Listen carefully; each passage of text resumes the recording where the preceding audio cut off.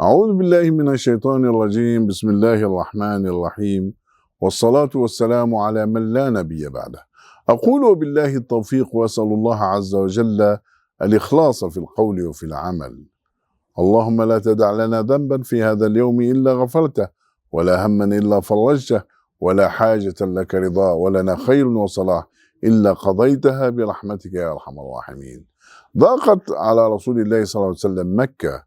أبو طالب الذي كان يحوطه ويرعاه قد مات، وخديجة جبهته الداخلية قد ماتت أيضا، ولم يتغير شيئا في مكة. ما زالت غارقة في الضلال، تكذب نبيها وتسوم أصحابه أصناف العذاب.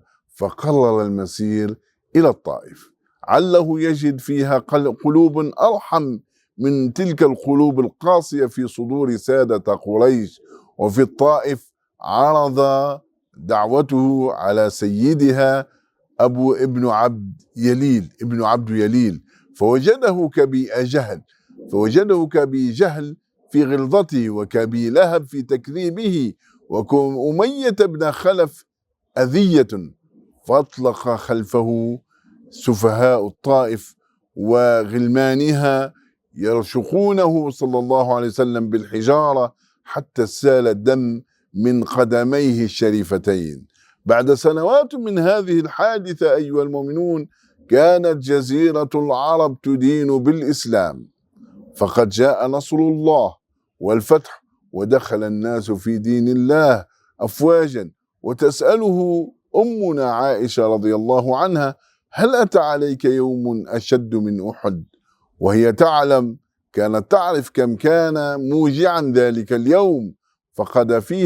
فقد فيه عمه حمزة بن عبد المطلب، المقاتل الشرس ورئيس هيئة أركانه، وفقد كذلك 70 من خيرة أصحابه، وشج رأسه صلى الله عليه وسلم، وكسرت قدماه مقدمة أسنانه. ولكنه حدثها عن يوم الطائف صلى الله عليه وسلم: لقد كان عليه أشد من يوم أحد. فبعد أن رجموه وأخرجوه يقول لها: فانطلقت وأنا مهموم على وجهي، فلم أستفق إلا وأنا في قرن الثعالب، فرفعت رأسي فإذا بسحابة فيها جبريل، فناداني فقال: إن الله تعالى قد سمع قول قومك لك وما ردوا عليك، وقد بعث إليك ملك الجبال لتأمره بما شئت فيهم. فناداني ملك الجبال، يقول رسول الله صلى الله عليه وسلم، وقال: إن شئت أطلقت عليهم الأخشبين، أي أطبقت عليهم الجبلين. فقلت: بل أرجو أن يخرج هذا رسول الله المبعوث رحمة للعالمين يقول: بل أرجو أن يخرج الله من أصلابهم من يعبد الله وحده ولا يشرك به شيئا. الشاهد في هذه القصة أيها المؤمن: فانطلقت وأنا مهموم على وجهي، فلم أستفق إلا وأنا في قرن الثعالب. هو يعلم أنه نبي، ويعلم أن دينه سينتصر نهاية المطاف، ويعلم أن الله معه ولن يخذله، ويعلم لكن الإنسان يحزن ويضيق صدره ويصيبه الهم، بل ويسير هائما على وجهه لا يدري أين تأخذه قدماه، بأبي هو وأمي رسول الله صلى الله عليه وسلم. ثم ينتبه فإذا هو في قرن الثعالب، قد مشى مسافة بعيدة عن الطائف. فما بالك بنا نحن أيها المؤمن، الذين لو جمع إيماننا جميعا في كفة وإيمان رسول الله صلى الله عليه وسلم في كفة، لرجح إيمانه صلى الله عليه وسلم، ولفاق يقيننا، ولغلب صبره صبرنا.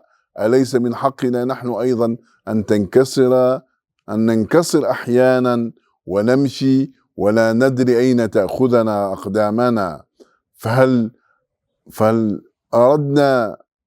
قدرنا هذا لبعضنا البعض، وعرفنا أنه تمر بالإنسان لحظات يخرج فيها عن طبعه الطيب واتزانه الذي عرفناه به، وعقله الراجح الذي ألفناه فيه. تمر بالإنسان أيها المؤمن لحظات لا يطيق فيها أن يقول كلمة أو يسمع نصيحة أو يقابل إنسان، فلماذا نعتبر الأمر شخصيا ونزيد هموم بعضنا البعض، بدل أن نراعي أن النفس في إقبال وإدبار، وأن الروح تمرض تماما كما يمرض الجسم. إذا رأيت صديقك أيها المؤمن أو أخيك ضجرا فلا تكن له هما فوق همه، كن له قرن الثعالب الذي يستفيق عنده. احترم حزنه وحاجته في أن يبقى وحده، ثم حين يهدأ اربط على كتفه وامسح على صدره وواسي قلبه، حدثه حديث القلب للقلب والروح للروح، ودعك من المنطق قليلا. فالنفس لحظة انكسارها لا تحتاج إلى دروس، لا تحتاج إلى احتواء، لا تحتاج إلى دروس. والروح لحظة تيهها تحتاج احتضانا لا محاضرة. نحن نضعف لا من قلة الإيمان ولكن من قسوة الحياة أيها المؤمن. ما كان إيمان النبي صلى الله عليه وسلم قليلا يوم الطائف، لكن الحياة كانت قاسية. ولقد علم الله حجم وجعه وانكساره، فلم يعاتبه لأنه هام على وجهه، ولم يقل له أين إيمانك بي، بل أرسل له ملائكة تحفه وتنصره. علم الله تعالى أنه رسوله نهاية المطاف إنسان، وأن الناس تمر بهم لحظات ضعف تحتاج عندها قليلا من قلبا حنونا، لا عقلا فيلسوفا ولا لسان خطيب، ولا حول ولا قوة إلا بالله. والسلام عليكم ورحمة الله تعالى وبركاته.